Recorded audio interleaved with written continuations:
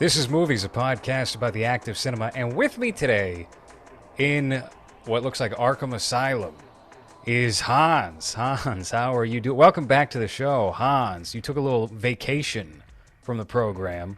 Yeah, I didn't want to talk about Asian people, and then you make me talk about Asian people now on this. Well, you watched a bunch of Asian movies. I mean, this wasn't even really Yes. going to be a program we were going to do, at least for now. But I guess it kind of makes sense given that we're going to cover Decision to Leave, excuse me, the new Park Chan-wook film that was only released in Korea. And then you decided to venture into the back catalog of Park Chan-wook films. This episode is brought to you by Red Bull. By the way, Red Bull gives you wings. Is that sugar free? That's sugar free. I can't have sugar. So why do you wanted to get into Oldboy tonight? Why? Did I? You I said mean, this was your yes, yeah, idea. yes, because it's very good. I still haven't seen that trilogy, but I think this is the only one of the three that I've seen multiple times. I might have seen what's it called, Mister Something Vengeance? No, that's Lady Vengeance. No, you're right. There's sympathy for Mr. Vengeance, and then there is also sympathy for Lady Vengeance. Okay. I But think I've that's seen the just first. I might have seen the first, but it's been a while. When I was in college, I went through a run of just a lot of both Asian horror and just Asian movies, and I think that was one of them, but they all kind of blend together those years. yeah. I think I was introduced to Old Boy around 2005, 2006. I mentioned this on the last show, but it was around the time that I realized you could very easily place orders from Amazon.com and get interesting movies that way. So I had gotten a like a bootleg Chinese version of Old Boy that had like a printed up copy paper cover art and like a very cheaply done disc art, and that was my introduction to that movie. Is that the DVDs they sell on the street? Yeah, And someone just packed it up? Oh, cool. hmm So it's just a very flimsy, thin plastic case. exactly. Yeah, and I got it I think for like 15 or 16 bucks. And prior to that, as far as like Asian films went or Asian cinema went, I grew up with the Godzilla movies, Mm. obviously. But then I had gotten into Battle Royale, got exposed to Tartan DVD that way. I think we might have talked about Tartan a little bit when we were talking about Audition last year, when we were covering that and Battle Royale for the show. I don't remember. You want to freshen up my memory? They were just kind of like a niche DVD Fresh. distributor back in the. Sorry, is that a saying? Freshen up my that's not is refresh my memory, Let's right? refresh your I'm memory. extra foreign today. I apologize.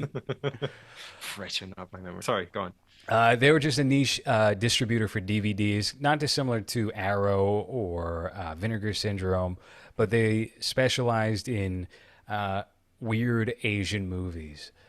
And then at a certain point, they ran out of weird Asian movies to put out and tried to market, like they started falsely marketing foreign films as within that category or that genre of movie making.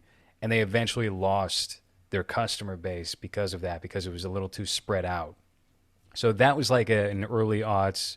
I'd say up until about 2011 or 2012, they were still active relic of physical media.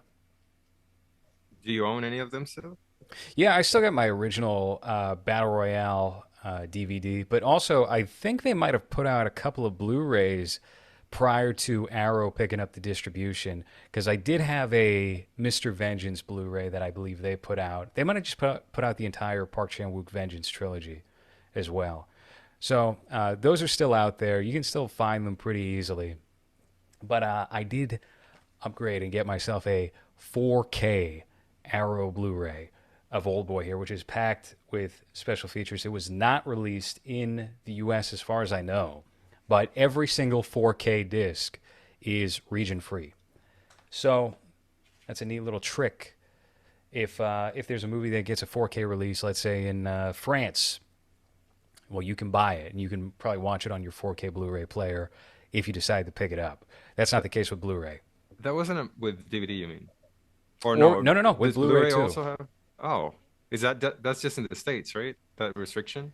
No, I mean, with DVD, you had Region 1, which was exclusively North America, and Region 2 was parts of Europe, and then Region 3, I think, might have been Australia. And then with Blu ray, Region 1 was America and Asia, and Mm, Region 2 or Region B, whatever, was going to be Europe. So it kind of narrowed down a little bit for Blu-ray, and now with 4K, it's like, what's the point? Why are you going to region code it? The only right, people buying this are collectors anyway. So the market has shrunk so much that it doesn't make sense to incentivize it because different distribution rights for international Blu-rays makes no sense now. right. And that version that you have there, where is that from? That the cover is on funny Well, writing. this is so Arrow has a thing, and I used to criticize, and I still will criticize Arrow's horrible illustrated covers. Oh Their yeah, JSA cover is pretty terrible too. yeah. But the one thing that they do that I really appreciate is that it's reversible. Hmm. So you can just flip it inside out, and they'll give you the original poster. Right now, it still has their shitty, fruity little rainbow barcode at the bottom here. I'm Wow. not a fan of that. I don't like the fact that it says Arrow Video. But as far as this movie goes, you cannot pick up a better copy than the Arrow 4K Blu-ray release of Oldboy.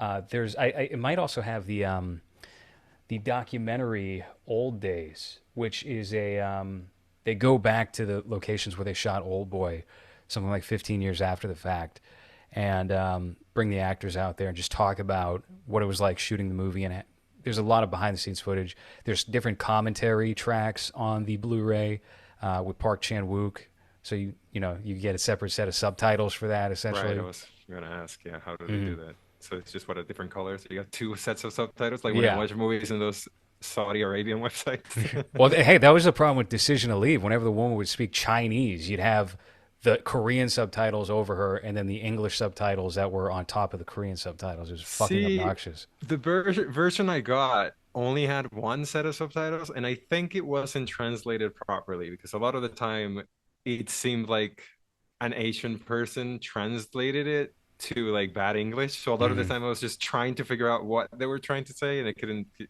tell if the dialogue was just kind of dull or if they just didn't know how to translate it.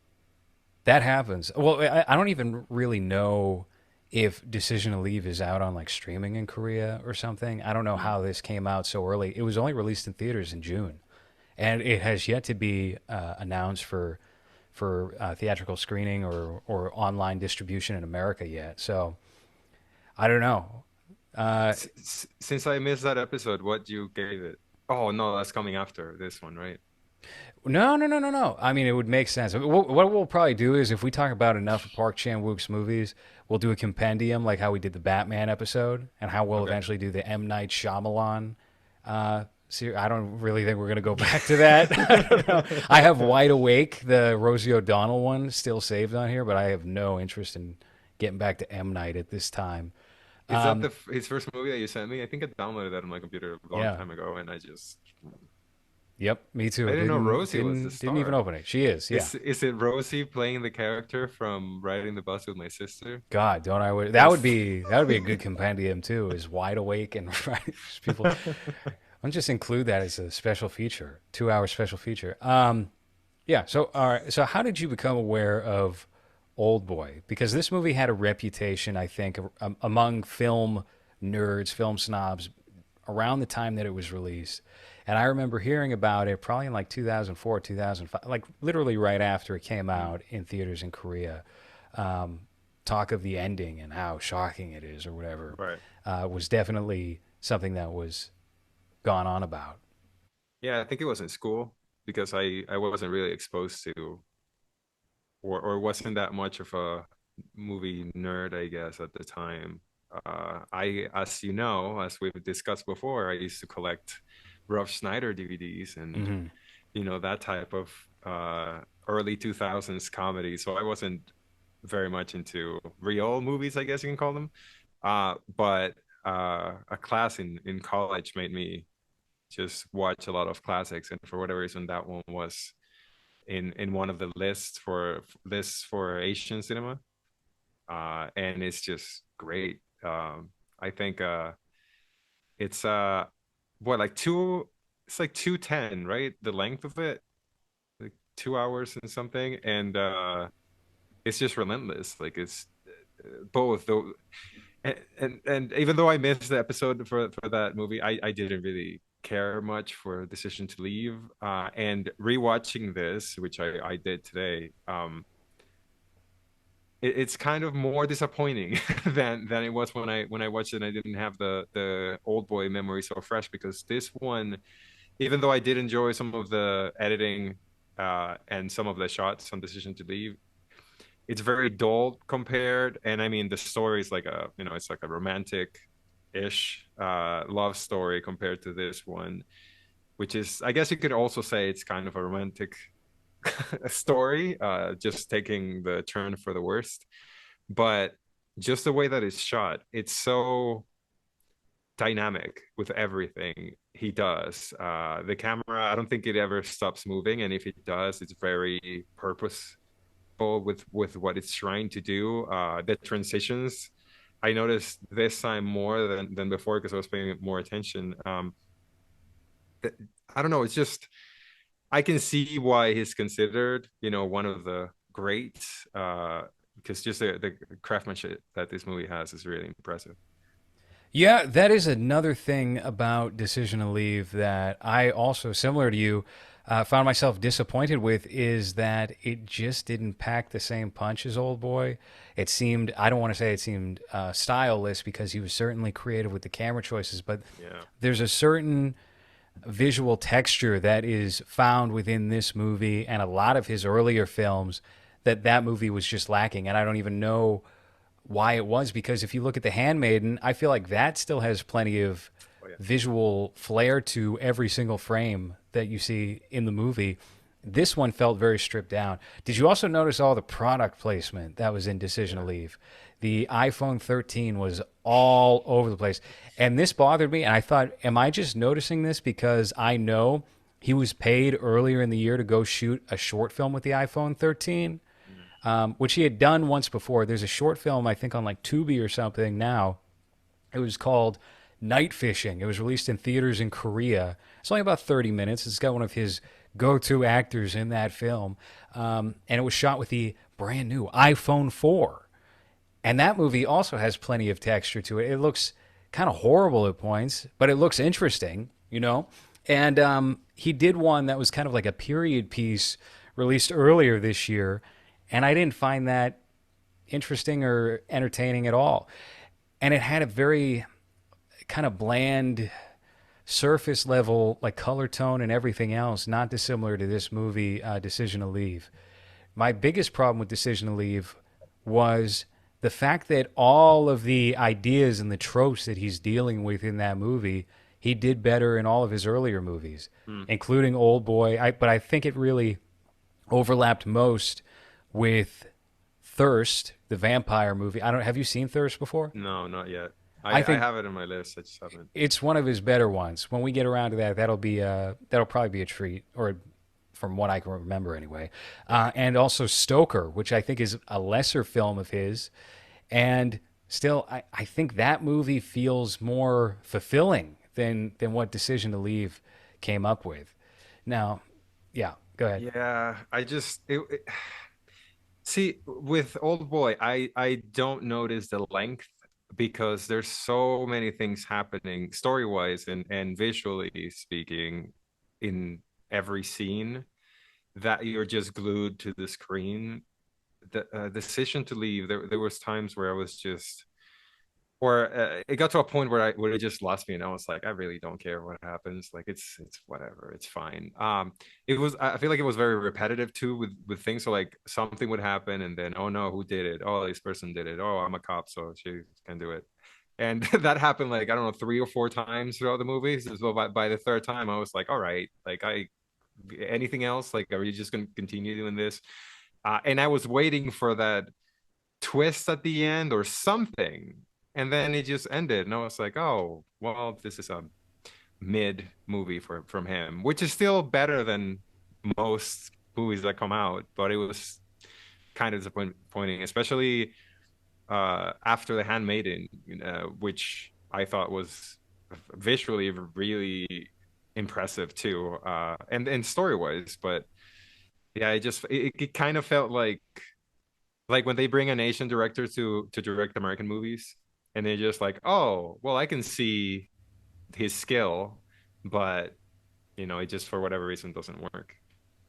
Were you by any chance familiar with the Old Boy manga that this movie is based on? Yeah, I've seen some of it. Why? Well, we're going to be talking about Old Boy tonight. I Right. think it's pertinent. I haven't read any of it. I just know that he has a giant potato nose in that Yeah. manga. Has a ridiculous looking nose. Can we just pull that out? Pull He it looks like up. one of those monkeys with, that big floppy sausage size. There you go. All right, maybe I embellished it a little bit. Maybe I No, you didn't. misremembered it. No, He's you got a didn't. Look schnoz. at Wow, what a cool guy. Okay, I Well, have everyone yeah. has a schnoz apparently. It's just like it's an artist decision. This is a Japanese manga, and it's I don't know. I think it's interesting that the Japanese and Koreans are rivals in life, and they got to adapting Old Boy before anyone Japanese. I think it probably would have been a piece of shit movie if someone Japanese had helmed it first. It could definitely not make it better.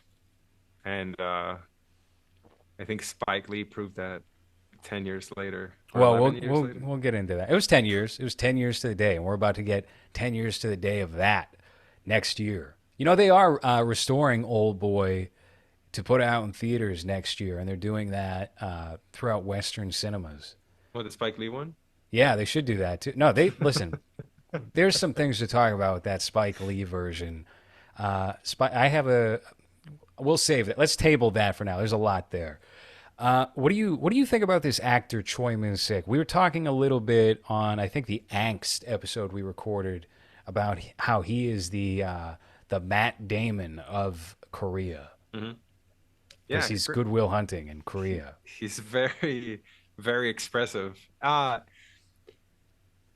And I think he's very good at staying within the lines of over the top and cartoony and not crossing over that. I in this rewatch, I realized how close the story of this character is to the um, much beloved Squid Game's main character story, at least from at the beginning, where he's calling his daughter right on the phone. Mm. It's her birthday, and he has a present for her, but he's kind of a mess and a drunk that's been arrested.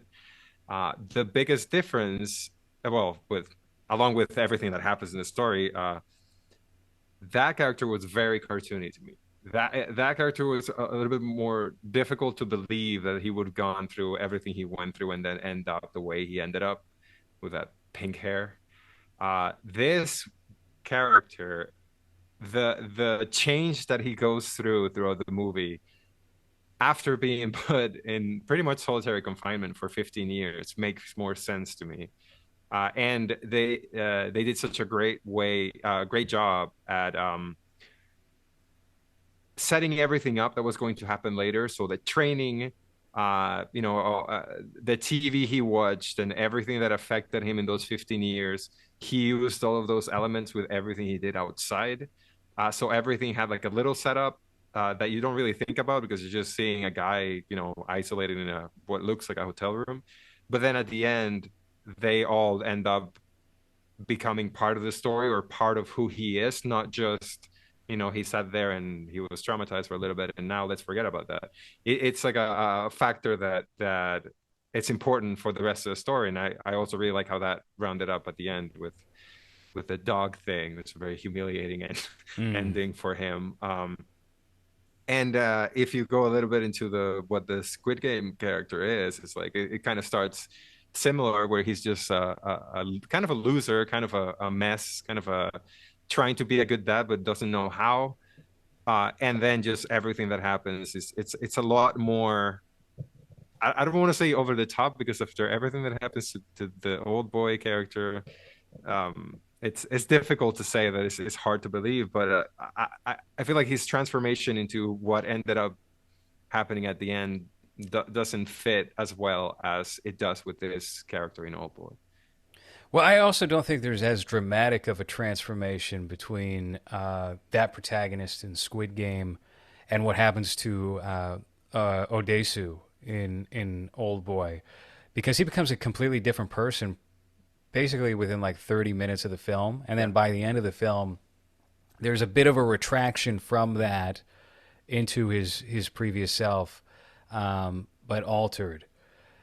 Yeah, and I don't know. Have you gone back to Squid Game since it No. came out? I've been curious to check it out and see if I like it as much now that we actually have some like good movies and Yeah. well, not really TV shows, but we've got some good movies to hold in context as opposed to Squid Game came out I think in September 2021.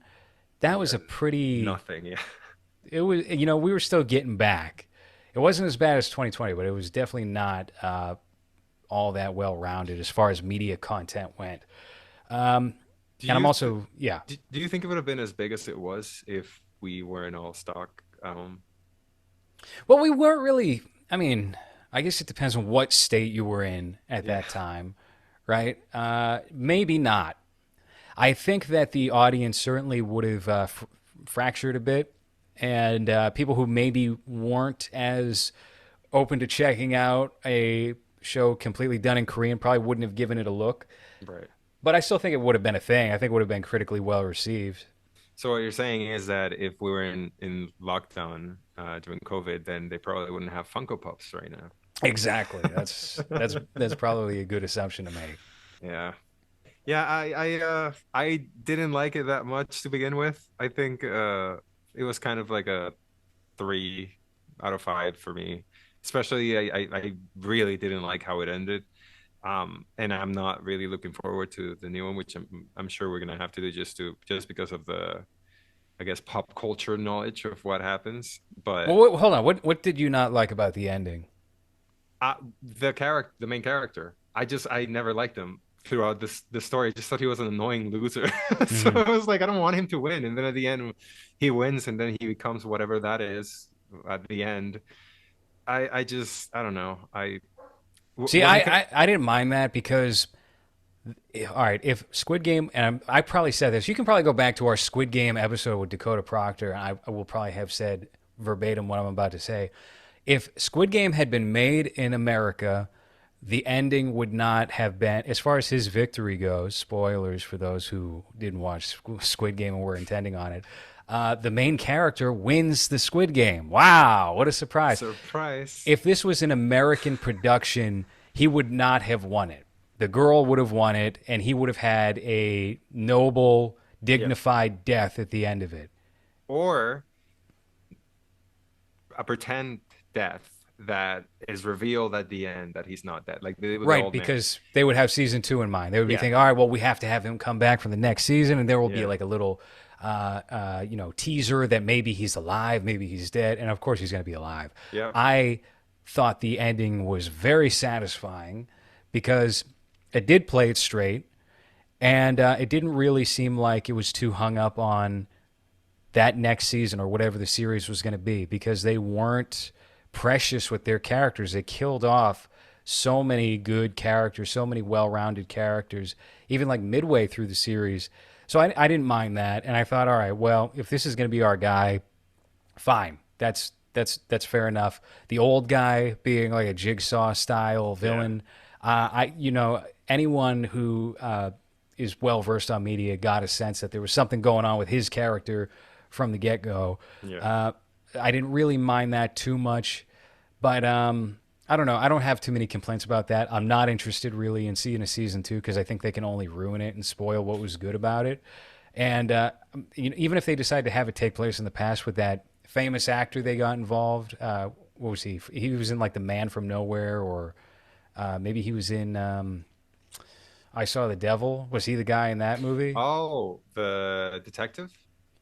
Not the detective, the guy who was running the Squid Game. The detective died, Ah, that's didn't true. he? See, I don't even. That's how great my memory is. The detective, I think, was looking for his older brother, right? And his older brother turned out to be the guy running the Squid Game. Right. Yeah. What's his name? Uh, Lee Byung-hun. Oh, I thought it was Patrick Duffy from television's Step by Step, I America's favorite TV series. is he still alive? Patrick I'm Duffy? sure he's fine. I'm sure he's doing well. Should they search what he looks like now, just like I did with Helen Hunt? Yeah, he could be a Uh, good old boy, Odesu, Patrick Duffy.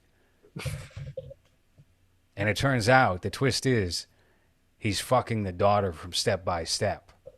which one? I Do you don't which remember? who's the best looking one. I don't remember. It was three of them, wasn't They it? were children, Hans. You shouldn't be thinking about children that way. Don't set me up like that. You're tricking me, you trickster. He That was looks my alright. nickname back in high school, is the trickster, He, because I look like Mark Hamill. I'm like, Yeah. he looks alright, but can we? And I hope this is. I'm not being like mean, but Is that his wife? Is that his I son? I don't know. There's something wrong with that boy. It looks like Booger from Revenge of the Nerds. Fuck. He looks like a puppet. Looks like a marionette. Jesus What's Christ. going on Yeah, with her face? I don't know. She's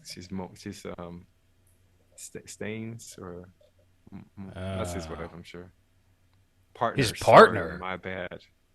Business partner? Wow. Yeah. Anyway, Patrick Duffy, new old boy. That's who is who would you have chosen to remake Old Boy? For That a wasn't Spike director? Lee. Yeah. Let's say the Spike Lee remake didn't exist, and you were in charge of whatever company made it. I don't remember. They were like, all right, you have to hire a director to bring this one of the most famous, most celebrated Korean movies of all time, make it American now. So Hmm. you can't Okay. say like people that were still good, I don't know, 10 years ago and not doing anything now. It has to be someone modern. Has to be somebody modern, huh? Yeah. Let me get back to you on that. Do you have an answer? Tarantino. I just Ooh. I'm just saying that just because of that comment that I just remember someone made on our video about how Jordan Peele is kind of a hack. And I think we couldn't think of anyone, and we just said Tarantino, and someone in the comments was like, "Oh, why guys Tarantino? He's the only one that exists." Blah blah blah, whatever. I'm just like, guys, I just have a bad memory. I just couldn't think of anyone. After the whole, so the we put up a Jordan Peele clip, and we will have Wolfman. Were we supposed to have Wolfman tonight? No, I Oh, thought no for oh no, real, no, no. That wasn't was it? that's Thursday. It got moved. Yeah. Okay, all right. Phew. We're gonna have. We're not gonna have Jordan Peele on here. We're gonna have Detective Wolf, a bigger name, Detective Wolfman, will be joining us to talk about Nope, which you fell asleep in the middle of. What Yeah. about Jordan Peele directing Old Boy? Hmm. How do you think he would change it? There would be no incest, I'm sure. No, I think I think he would do all the same things as Spike Lee did. Make the same mistakes, but in a different way. But anyway, my Oh, point was, we put up a clip of the Jordan Peele show that you're now referencing that got a bunch of flack and got passed around Facebook, and people had a problem with that. And then when the Mass State Lottery trailer dropped, I got a comment in the comment section that came up. I think it got spam filtered out. It said, "Hey, this trailer looks cool, but you're a fucking racist piece of shit." So just like, all right. I hope you still watch. thanks Whatever, for watching. Thank you for liking and subscribing. whatever you feel So, about me, that's fine. Just watch it. and I was the most generous to Jordan Peele on that entire panel. That was all you and Wolfman with the I don't slurs. I don't know what you mean. I don't remember. It never happened. I have a I very don't know. selective memory for the bad things I say.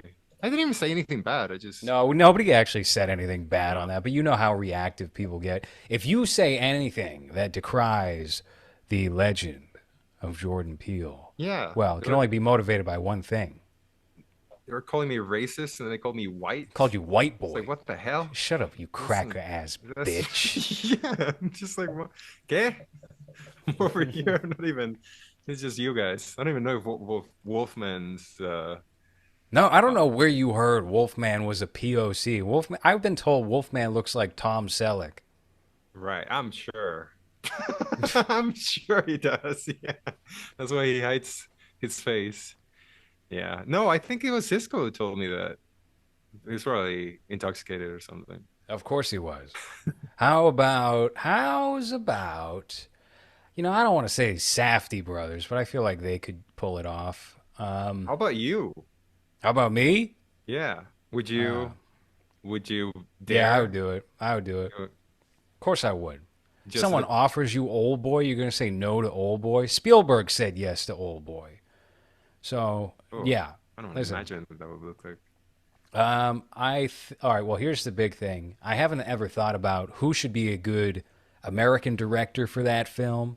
My only thought was I think Gary Oldman would be perfect as the Odesu character. I think if it was a Steven Spielberg movie, he probably would have gotten um Ty Sheridan to play the That's David Gordon Green's Old Boy. yeah.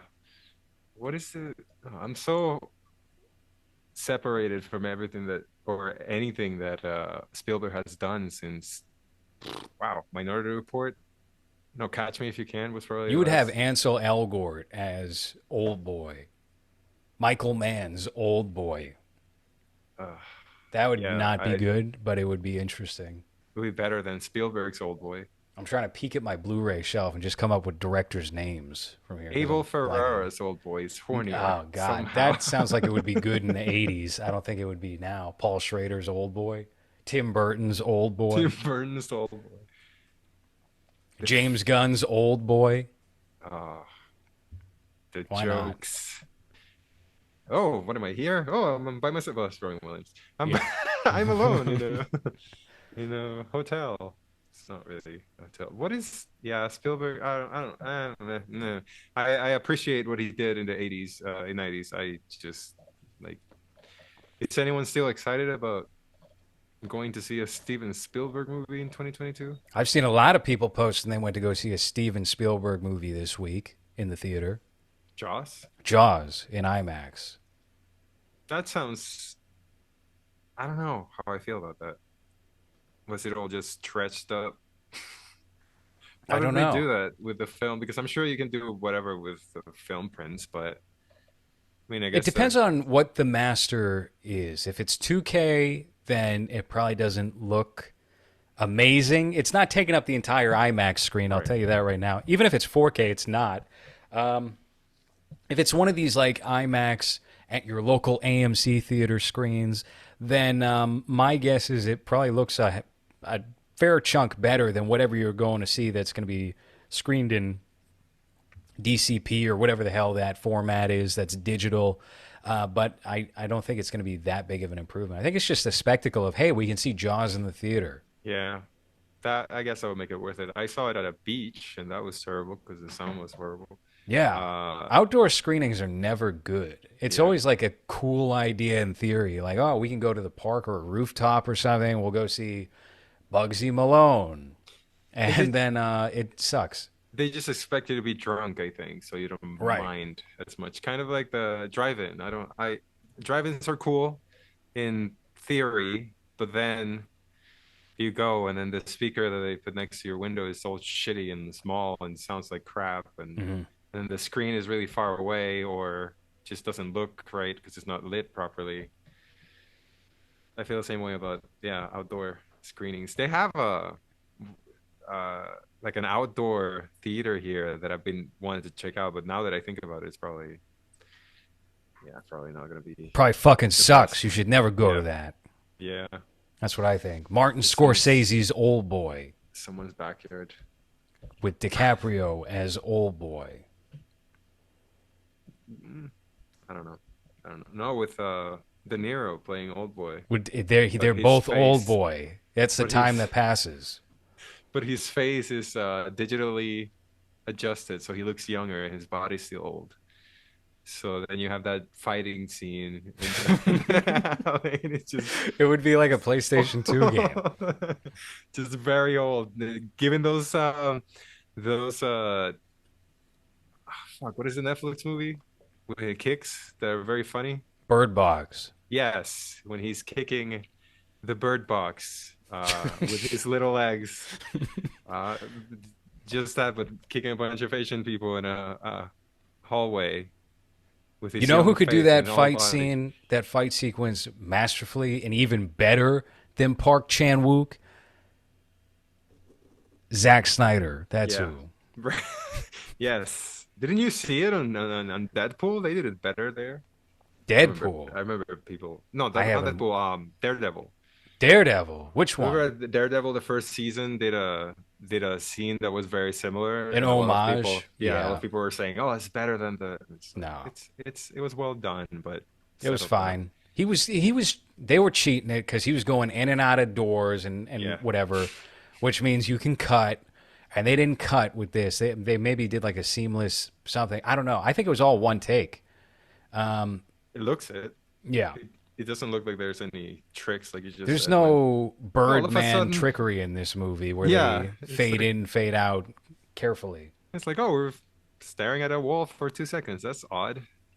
This one shot. So this is a great movie. I think that this might be one of my top 10 or 15 favorite movies of all time. Perhaps I think there's definitely a an argument to be made that it might be the best Korean film, or certainly one of the top 5 Korean films. I don't think people are talking about Korean cinema without this movie coming along. Because what was really going on prior to this film? Memories of Murder was maybe the same year, and I don't think people were talking about that in the same way that they were discussing Oldboy. Oldboy's ending made it more of a cultural Yeah. talking point among film nerds. Yeah, I don't know. I'm not, again, at the time when this came out, I was a young lad that No, you weren't. enjoyed Rob Schneider and Seth Rogen movies. What is Rob Uh, Schneider's best movie? Starring, Yes, his ooh, movie that he starred in. That's a Rob Schneider vehicle. Stan, the guy that goes to jail. I don't think that's the name of the What? movie. It's called what or some didn't he make a movie where he goes to jail or something? It was when he was still trying to make comedies in like 2010 and nobody cared. Big No, Stan. Are you Big not familiar with Stan. Big Stan? No, never heard of Big Stan. Let me. Can I see the cover art to this thing? If I went to Blockbuster in 2010, what am I looking at on the shelf? Oh, 2007's Big Stan, where he 6.1 IMDb rating. That's very generous. That's more than the Lord of the. They got David Carradine, yep, before he hilariously died. Sally Kirkland, Scott Richard Wilson. Kind. Wow. Yeah, it's a good Emmett cast. Walsh. They got Emmett Richard Walsh. How do you say his name? Riley, Randy Couture. Jeff Leave wrote it. Oh, he directed it. That's very good. I've never seen this movie, by the way. I just remember the cover. I remember seeing the DVD, and it was like, oh, well, it's a movie about a little guy getting, you know what, in jail. Uh, this is the He's been in the writer news for. lately. Have you heard Rob Schneider's making waves with SNL saying, oh, they'll never come back now. They'll Oh never yeah, rebound after the Hillary Clinton piano. Yeah, you waited fucking what, 7 years? it's a very original talking point from 2016. That's Hmm. very good. You know Um, why that is? I think he's going to get signed to a Daily Wire show soon.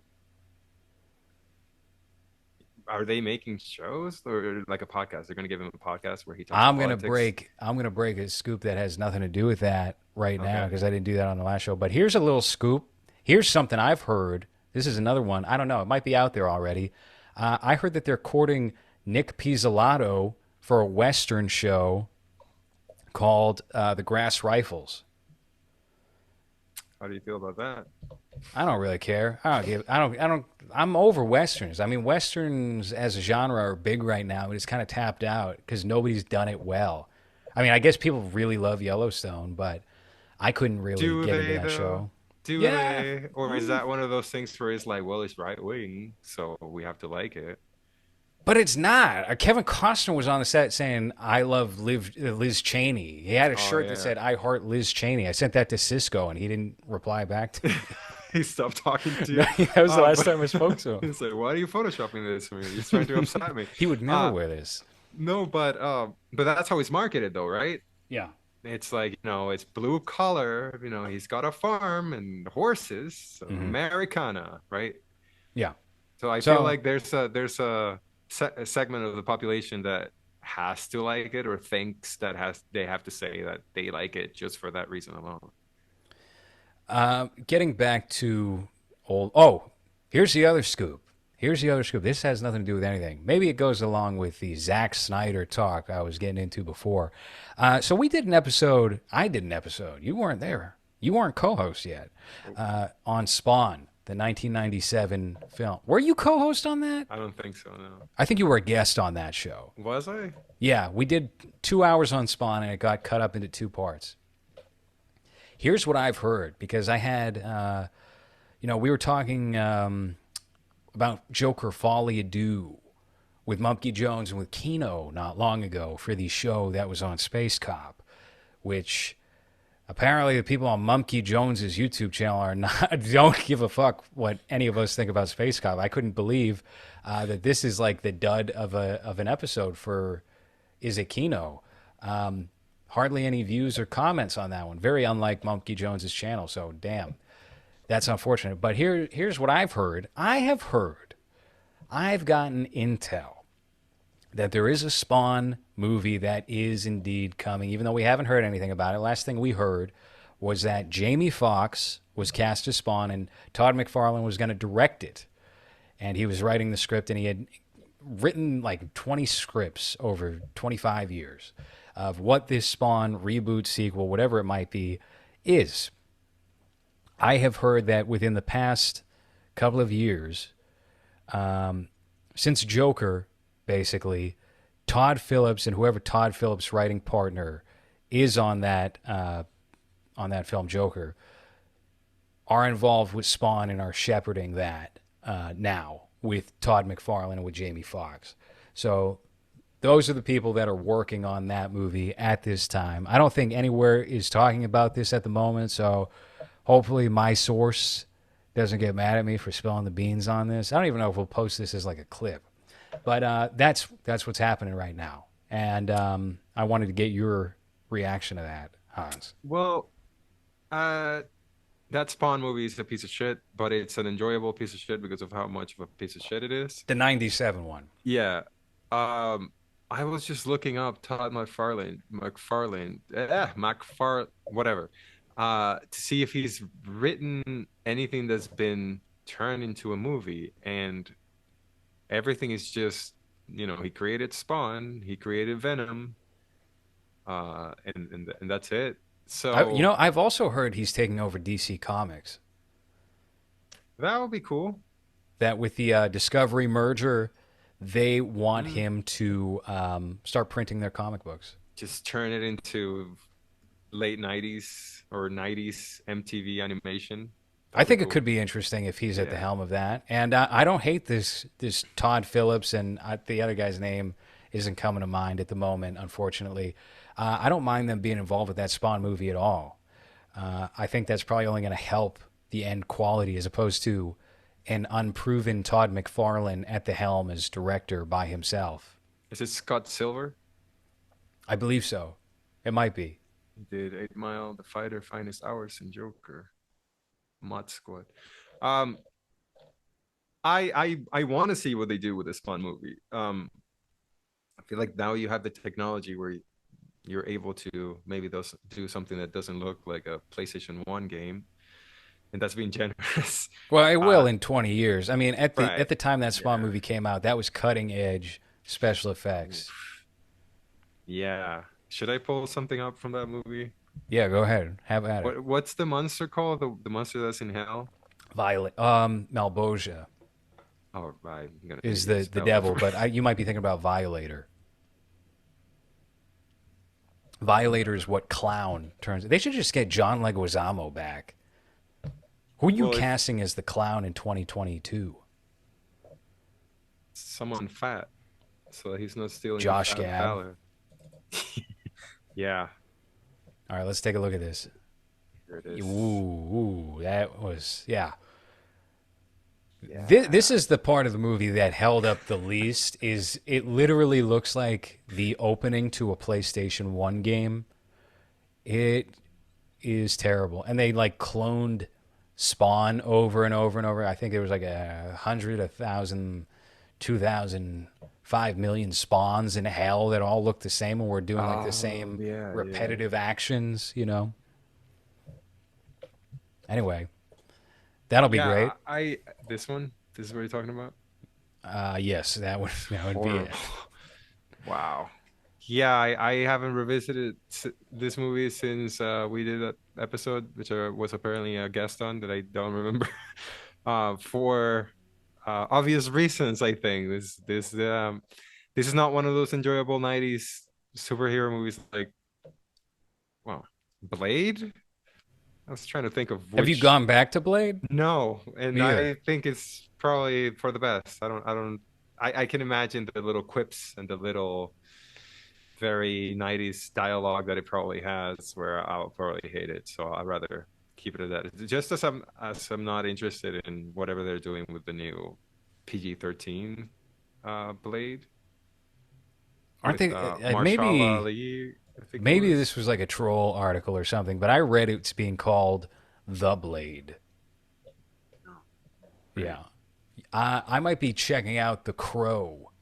I haven't watched The Crow in a long period of time, but I was in the mood to give it another look because the older guy that's in Nope that abruptly kills himself for no reason, Spoilers. yeah, is the main bad guy from The Crow with Brandon Lee. So, also that's an Alex Proyas movie, Hmm. and he is chock full of stuff. Maybe he should do the Oldboy American remake, Take Two. How many Crow movies are there?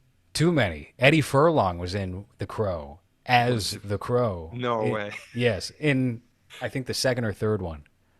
Oh, why is this in Spanish?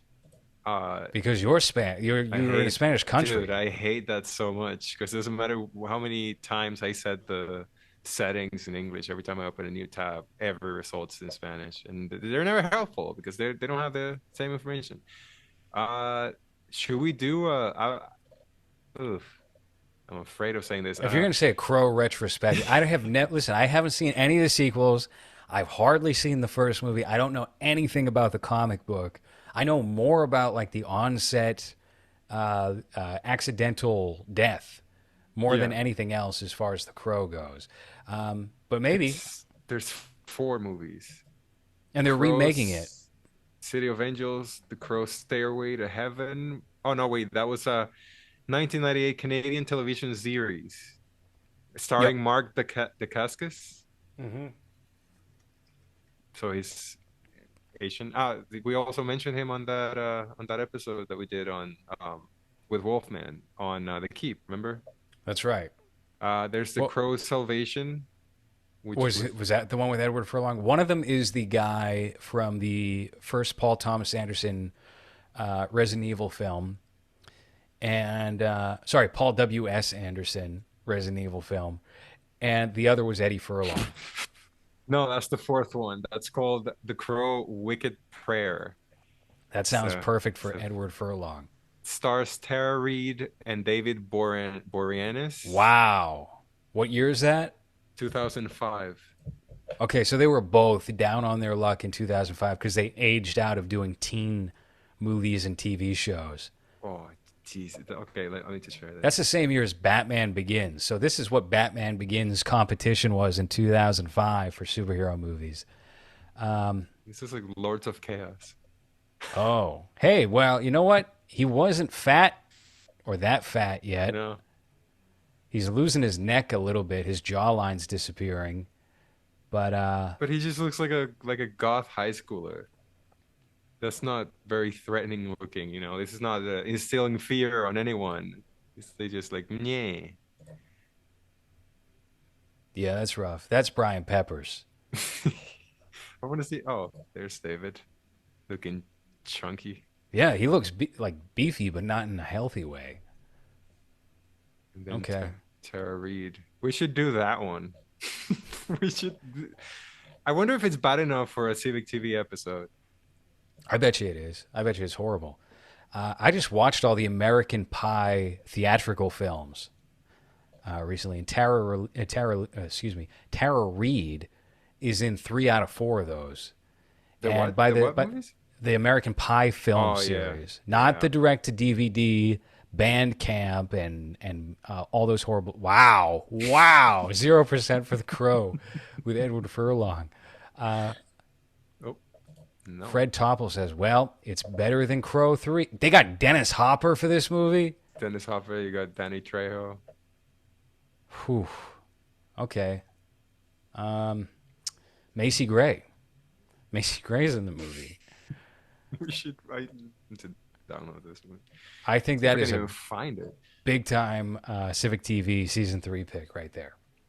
We got to get back to Oldboy so we can kibosh this episode and get into Oldboy 2013. So I want to also talk about some of the other actors that are in this film.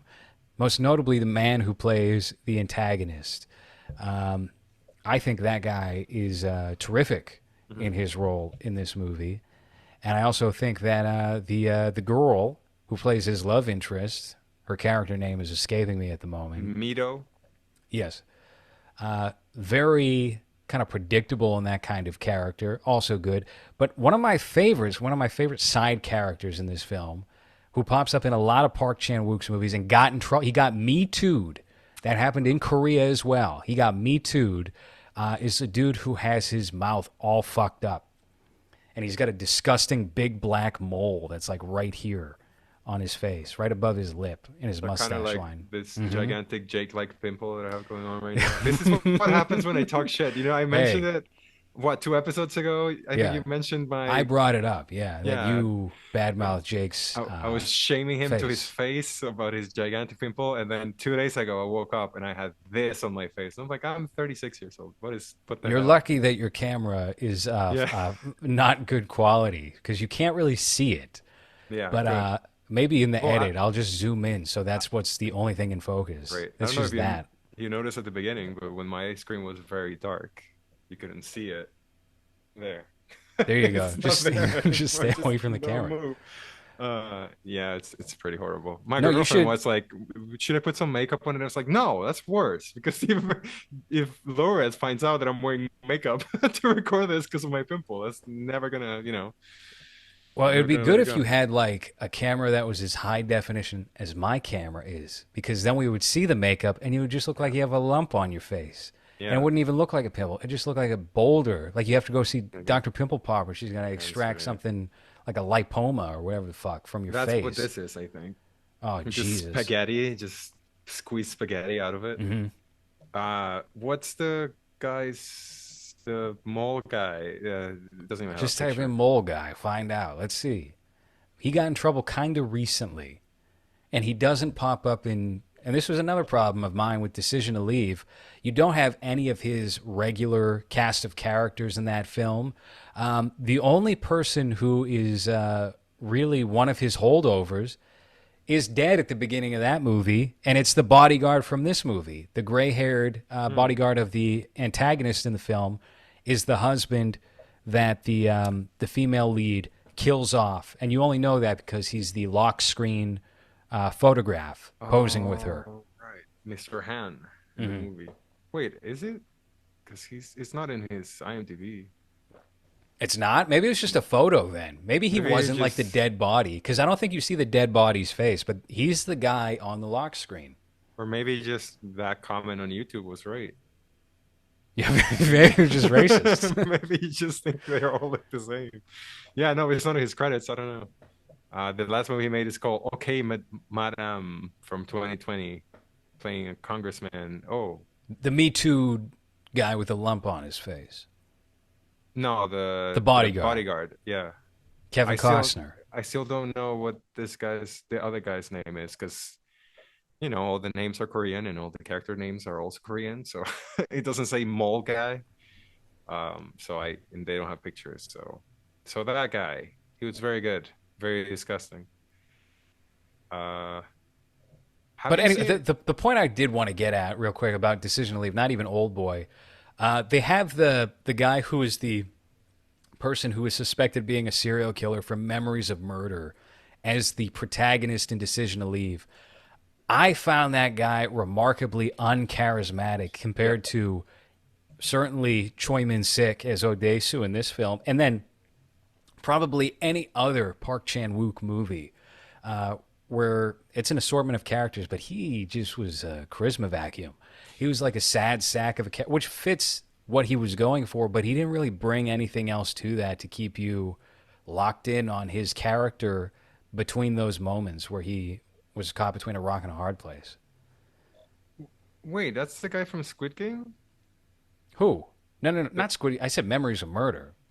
no, but you said is the main character on Decision to Leave. Yes. That's him, isn't He's it? on Squid Game as well. Oh no, never mind. I don't know why he's top billed over here. He was just like you said, just like a sad sack that I Mm-hmm. didn't really want to root for. He was kind of just a very pathetic character that I don't know. I guess that was one of the biggest issues that I don't care what happens to him, and I don't care that he's putting all those people in peril just because he's horny for this lady. I was like, all right, what else are we gonna get from this? And yeah, I found it very difficult to connect with anything that was happening other than some of the visuals from it. Mm-hmm. Now, let me ask you something. How many of Park Chan Wook's movies do you think you've seen, just off the top of your head? You've seen this one. You saw Sympathy for Mr. Vengeance. You saw The Yeah. Handmaiden, Decision Yep. to Leave. Yeah, I've seen let me see. Snowpiercer, was that him? He produced that movie. That was a Okay. Bong Joon Ho film, though. I've seen Stoker.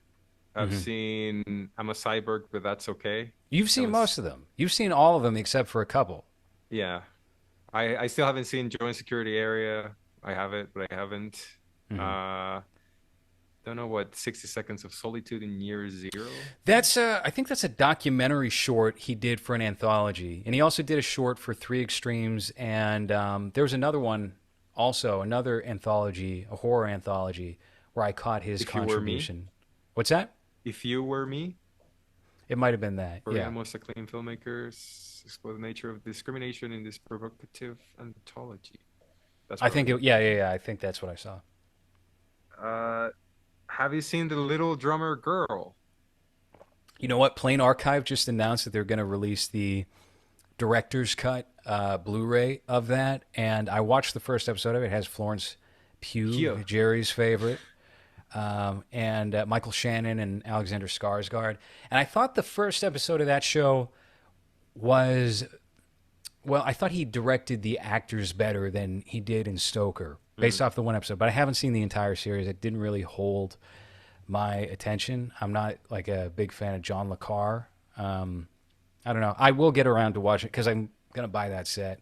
I will eventually get around to watching it Do and you seeing think what it's do about. you do you think Stoker is like that because of his inability to direct English speaking actors, or because I remember that when it came out, there was this narrative online about how no, they're acting like that on purpose. Like it's supposed to be like weird characters that are acting weird because the story is weird, and then you see it and it's kind of like I don't know, it just kind of looks like they're just doing what they want to do.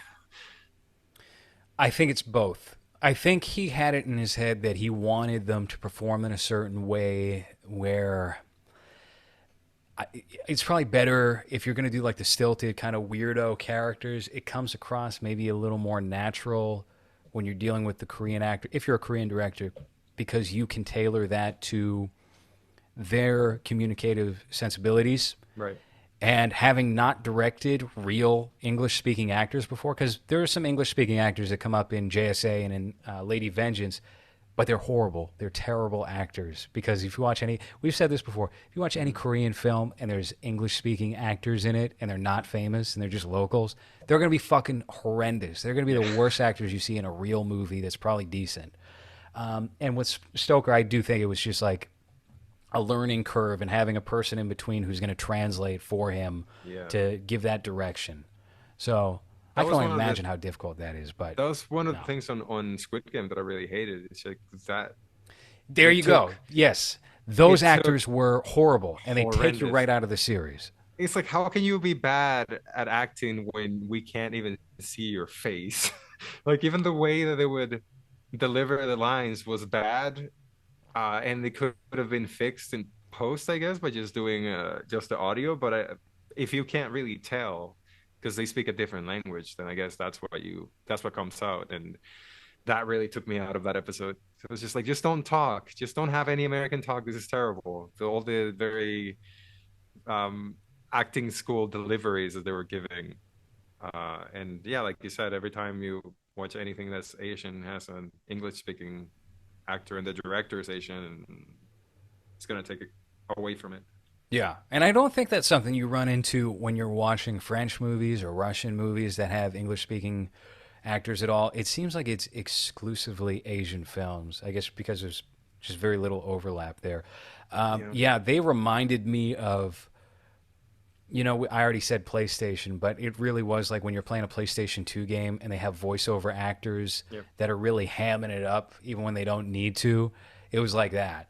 Um, Or like when if you listen to Squid Game with the dub, that's what everyone sounds like. mm, That's every time there's a dubbing, it's always just not great actors delivering dialogue that just sounds odd.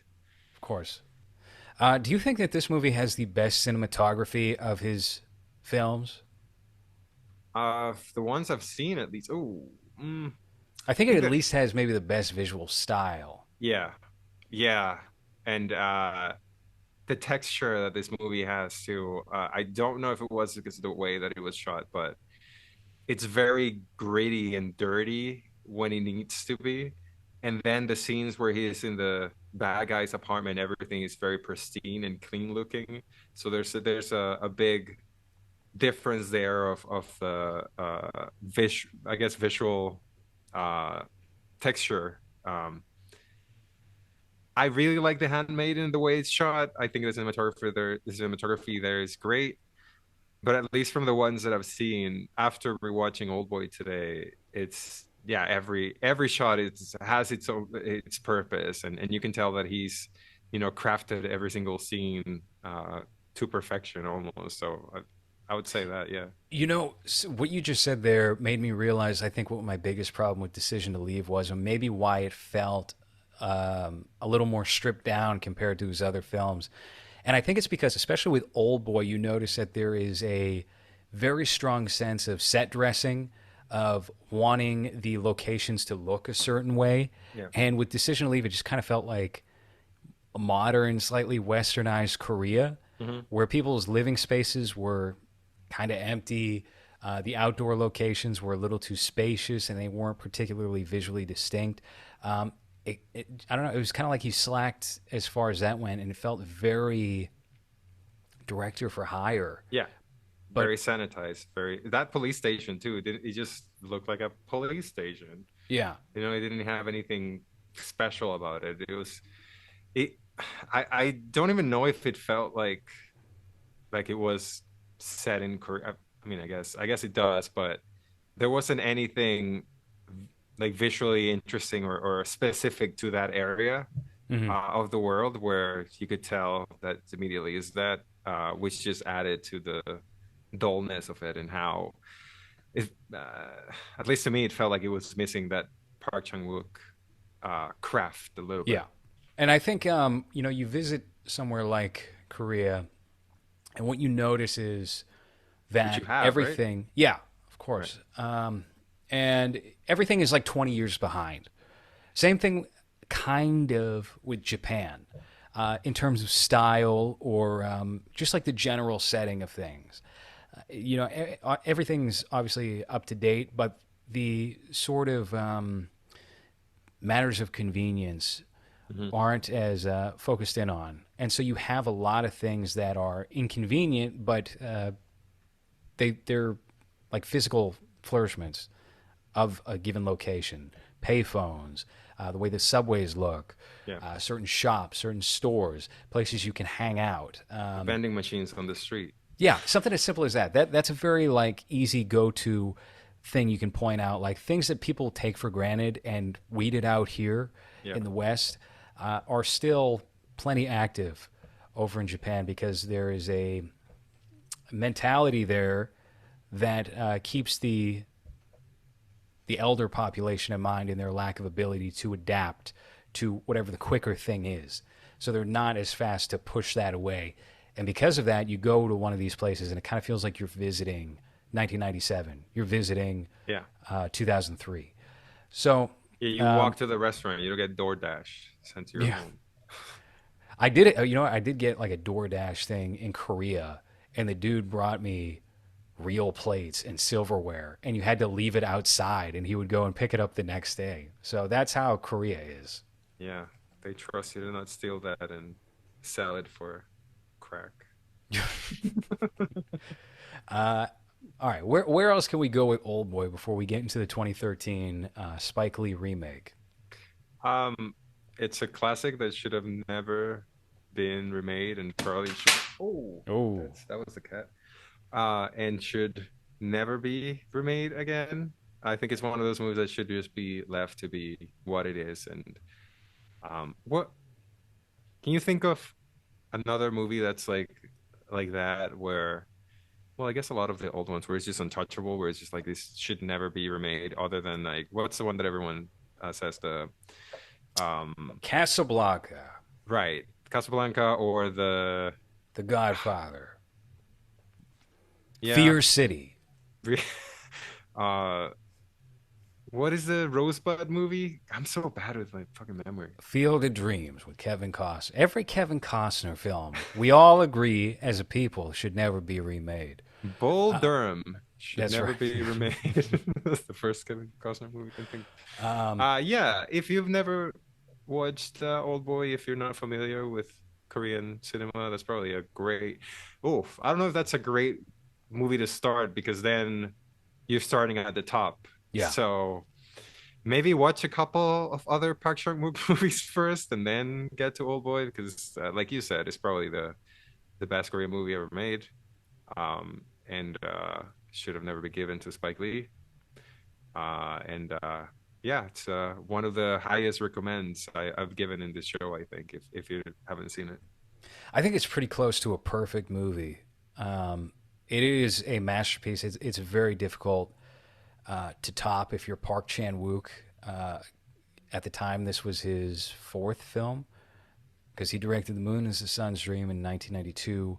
Trio came out in the mid 90s. JSA, Mr. Yeah, this is his fifth film. And everything after is good.